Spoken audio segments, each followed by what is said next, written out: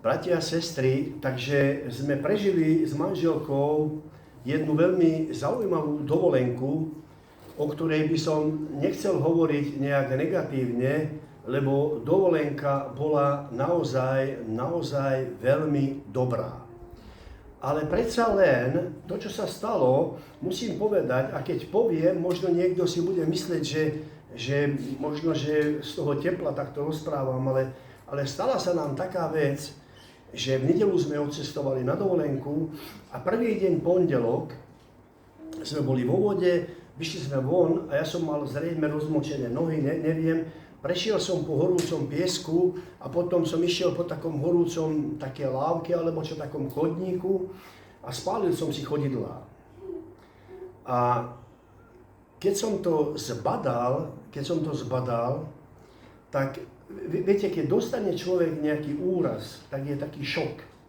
Čiže vytvorí sa ten stresový hormón, myslím kortizol, či neviem, ako sa to volá, a nepociťuje bolesť. Ale keď som tak, už sedeli sme na lavičke, tak som pozrel tie nohy a tam obrovské krvavé flaky a kožu som také kusy, tak to dával dole.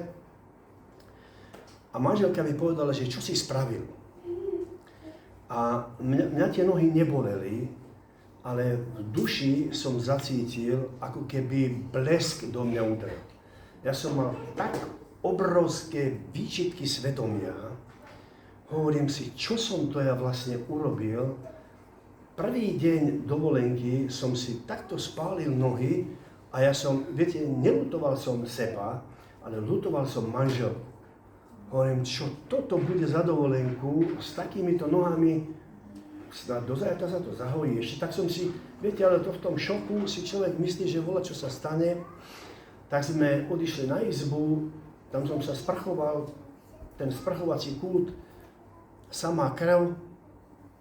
Potom som vyšiel, lahol som si, nevedel som to v hlave nejako usporiadať, nevedel som, čo mám robiť. Neskutočná ťažoba bola na mojej duši. Nevedel som, čo s tým urobiť a pýtam sa manželky, či máme nejakú dezinfekciu. Ona, že dezinfekciu nemá. A on, či máme niečo, čo by sa na to dalo použiť.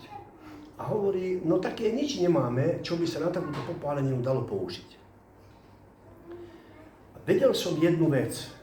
Ako som ležal na posteli, tak som vedel, že stres, on vyvolá to, že chvíľku ti to pomôže, ako keby ťa to vypne a tá bolesť je znesiteľná, kým je zlomenina, kým sa dostaneš do nemoci, ten stres to ako celé udrží, ale potom, aby nastalo uzdravenie, stres musí odísť z človeka. Ja som si povedal, ako ja odstránim stres z duše. Strašne mi bolo ľúto toho, že zničil som tú dovolenku, že na čo tá moja manželka išla sem, som bol taký kus cesty a teraz čo tu budeme na izbe, ako to bude. Navyše som mal obavy, čo bude s tými nohami. Viete, piesok, spálené, žiadne ošetrenie, nevedel som, čo mám robiť. A tak som si povedal, drahý nebeský Otče, v sebe v posteli. Neviem s týmto urobiť už naozaj nič, ale jediné, čo som robil posledných 30 rokov svojho života, že vždy som sa nadial na Tvoju milosť. A nevidím východisko, komu zavolať, alebo čo urobiť, a nevedel som si ani predstaviť, že ako by sa toto mohlo nejakým spôsobom do poriadku. A tak som si povedal, Pane, ale Ty by si s tým vedel niečo urobiť. A Pán mi ukázal, viete, vedel som, že není dezinfekcia, není liek, není žiadna pomoc. Ale v Izajášovi, 30. kapitol, pamätáte si, 15. verš budeme čítať, ale toto chcem povedať. Pamätáte si, minule sme hovorili o tom, že hnoj sa dá premeniť na hnojivo. A dokonca ešte som mal taký zážitok, že bol som v Galante, v tej službe, kde kľúče robia, a ten pán tam mal takého známeho na vozíku a nemal jednu nohu. A hovorím mu, Pane, čo sa vám stalo? On mi hovorí, že mal úraz. A hovorím, ja viem, že je vám to ľúto a je to, áno, že strašne zle. A hovorím, Pane, mladý človek to bol. ale možno, že tento úraz vás zachránil pred niečím horším. To som mu povedal. A potom som si povedal, že spálené mám nohy, je to nepríjemné a nepochopiteľné, nevysvetliteľné. Ale hovorím si, možno, že ma to malo zachrániť pred niečím horším. Čiže už keď som začínal trošku pracovať s myšlienkami, už som začal hľadať niečo, čo by sa dalo chytiť. A potom v Izajášovi, 30. kapitole, 15. verš. Lebo takto hovorí Pán JHVH, Svätý Izraelov. Keď sa obohatíte a upokojíte sa, budete zachránení, utíšení sa a v dúfaní bude vaša sila, ale nechcete. Keď sa obrátite a upokojíte. Viete, kde bola upriamená moja pozornosť? Na dve veci. Na to, že mi vadili tie nohy, lebo som nevedel, ako to vydezinfikovať, čo s tým urobiť. Čiže na jednej strane pozornosť na nohách. Druhá moja časť mysle, ako keby, bola upriamená na to, že som pokazil tú dovolenku manželke. Čiže trápilo ma svedomie a trápili ma nohy. Ale teraz, keď som čítal, že upriamte pozornosť na mňa, teda na záchrancu, a budete zachránení. Teda všimnite si jednu vec. To nie je náboženský krok, to nie je náboženský nejaký skutok, to je niečo, čo sa myslí, čo sa v srdci muselo odohrať, že ja som musel prestať myslieť na to, čo bude mojimi nohami a ako som pokazil dovolenku manželke. Ja som si povedal, neviem s tým nič urobiť, neviem nikomu zavolať, neviem, odkiaľ by prišla aká pomoc, ale vedel som jednu vec. Ak dokážem upokojiť svoje srdce a obrátiť svoju pozornosť na Pána, viete, na ňo sa nadejať, nejakým spôsobom on môže vyriešiť túto zlú situáciu. A neviem, či si spomínate, keď sme začali natáčať tieto videá, myslím, že prvý verš, ktorý sme použili, bolo z Izajáša 43:22, keď sme hovorili o tom, že obrátiť celú svoju pozornosť a budete spasené končiny zeme. Čiže pozrite sa, vedel som, že stres vznikol v mojej duši, stres vznikol z toho, čo sa stalo, ale teraz som vedel, že stres, keď ostanem v strese, začnem kričať, alebo nadávať, alebo ja neviem, čo robiť, tak sa stane to, že tie nohy sa zapália.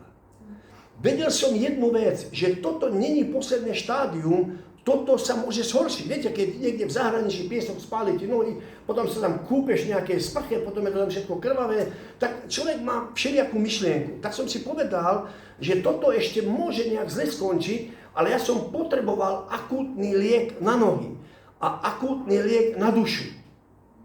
A teraz Pán mi ukázal, keď sa upokojíš a obrátiš pozornosť na mňa a budeš vdúfať vo mňa, posilním ťa a zachránim ťa. A tak som si povedal, drahý nebeský Otče, toto by bola úžasná vec.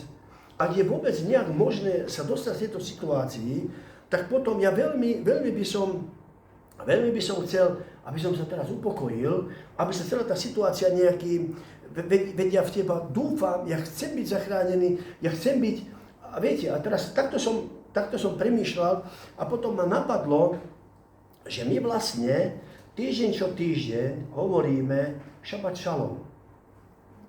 A šalom je o pokoji. Viete, najvyššia forma víťazstva je pokoj. A tak som si povedal, jeden z prvých dezinfekčných liekov na moje nohy, na moju dušu a na dušu mojej manželky musí prísť pokoj. Viete, čokoľvek by som iné chcel vymyslieť, viete, fyzický svet, aj naše telá reagujú na to, čo sa deje v našom duchu. A tak sa pozrite, ak je v mojom duchu neodpustenie, hnev, vlastne si trám, prečo sa to stalo, prečo práve mne, prečo prvý deň na dovolenke. Viete, to je otázok, je veľa. A teraz stalo sa prvý deň na dovolenke, toto sa stalo, a ja som si povedal, ak sa upokojím, to, čo sa bude diať v mojej duši, to sa bude diať v mojom tele. A čo sa bude diať v mojej duši, to sa bude diať aj okolo mňa. A A ja som vedel jednu vec, že snáď toto upokojenie a obrátenie pozornosti na neho priniesie uzdravenie do nášho života. A v Markovi 4. kapitole budeme čítať 38. a 39. verš. A on bol v zálodi a spal na poduške. A zobudili ho a povedali mu: Učiteľu, či nedbáš, že hynieme? A prebudiac sa pokarhal vietor a povedal mu: Mlč, umlkni. A prestal vietor a nastalo veľké ticho. Pozrite sa, ten zlý chce dať na naše ramená problém. Viete, a často sa to stane, že zlý dá nejaký problém na tvoje ramená. Ale on není spokojný, on nechcel dať problém na ramená. On nechcel spáliť moje nohy, on chcel spáliť moje srdce, on chcel spáliť moje ústa a on chcel spáliť moju službu. Čiže to, čo on sa snažil urobiť je, že prvý deň na dovolenke sa toto stalo, chcel zničiť službu, chcel zničiť moju vieru, chcel zničiť moju nádej, rozumiete ma? Chcel ma poškodiť a on chcel, aby to, čo bolo na mojich pleciach, aby vošlo do môjho srdca. Všimnite si, učeníci spanikárili. Ty tu ležíš, spíš, čo to robíš, jak môžeš spať? Taká búrka, čo tu je. A všimnite si, čo on spravil. Utíšil búrku. Viete, čo on spravil? Vyslovil do paniky, do strachu a do tej neistoty vyslovil slovo pokoj. Vyslovil šalom.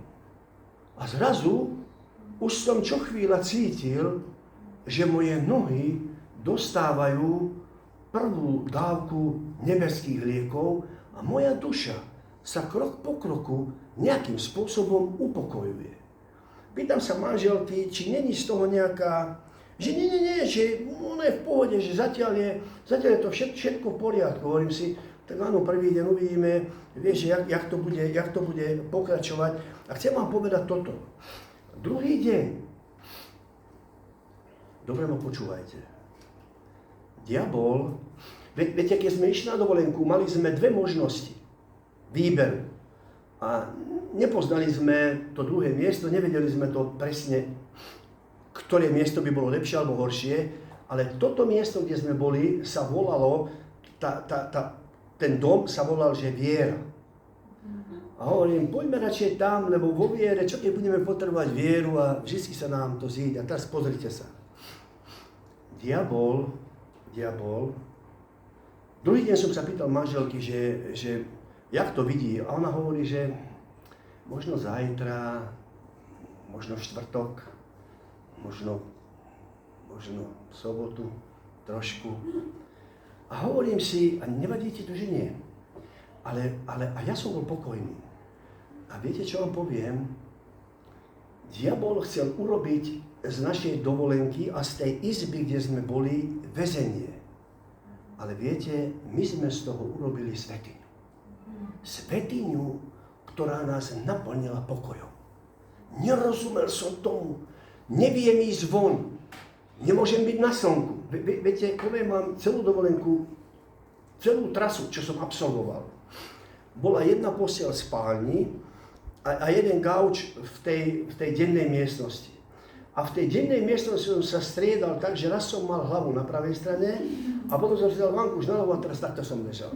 Čiže veškerý môj pohyb bol sprava doľava a zľava doprava. Ale my sme vďaka pokoju miesto väzenia vytvorili svätyňu na tom mieste a v skutočnosti mi diabol uštípol petu.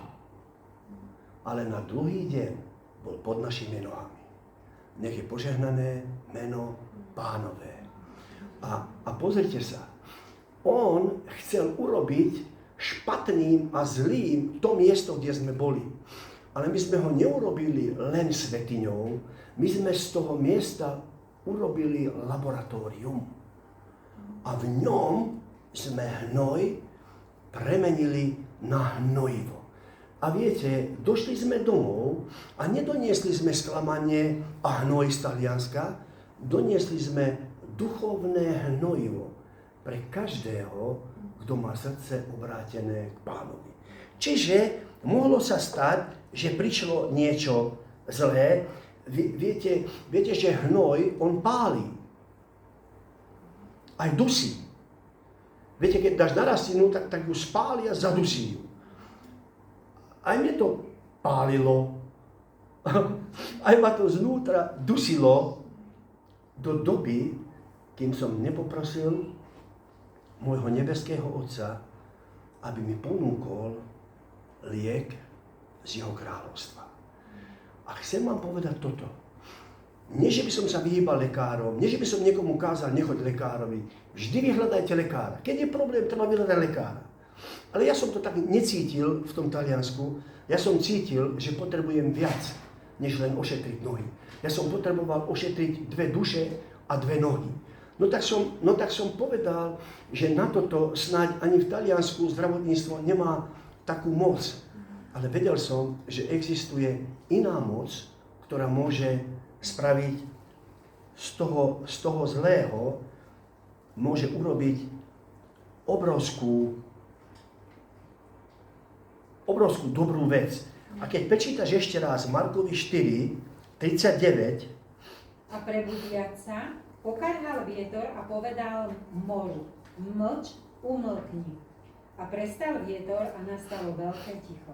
pozrite sa, pokoj zastaví deštrukciu. Čiže ak je niekde problém, viete, popáliť si nohy, to je len časť úrazu. Potom prichádzajú infekcie, potom prichádzajú iné problémy. Čiže to stále môže pokračovať. Ale chcem povedať toto. Ak včas zakročíme nebeským liekom, je dosť možné, že sa urýchli uzdravovanie, ale čo je dôležité je, že aspoň medzi nami nebola vojna, nebol hnev, nebola lútosť, nebola sebalútosť. Viete, my sme to domov ani nikomu nenapísali. Viete prečo? Lebo sme nechceli, aby niekto z toho urobil, že čo sa im nejaká lútosť. My sme nechceli byť lutovaní, lebo my nie sme obeťou nejakého nešťastia, ale my sme tvorcami lepšieho života, tvorcami lepšej budúcnosti.